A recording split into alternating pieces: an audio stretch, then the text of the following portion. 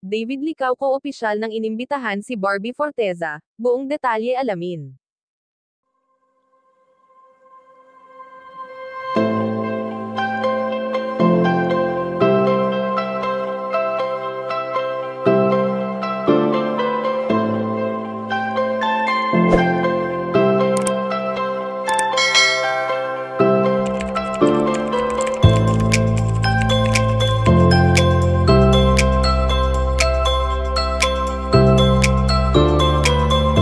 Hindi naman lingid sa ating kaalaman na muling bumabalik ang tambalang Barda upang sila ay magbigay ng saya at mas magbigay pa ng kilig na talaga namang nararamdaman natin sa tuwing nakikita natin sila sa social media.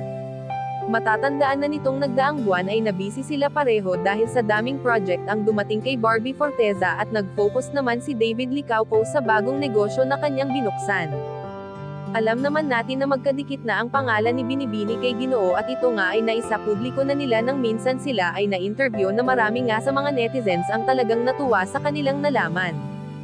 Bagamat wala pang relasyon sina David Licauco at Barbie Forteza bukod sa pagiging mag-partner nila ay talaga namang parang magkarelasyon na rin sila dahil sa pagiging sweet nila sa isa't isa.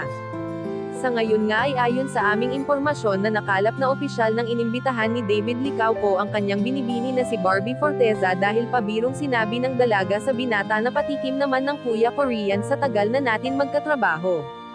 Kaya naman sa video na ating makikita sa social media na todo explain ang binatang si David dahil sa nahihiya daw siya i-invite si Barbie at sinabing kapag in-invite kita pupunta ka, at agad sumagot ang dalaga na oo basta libre ha.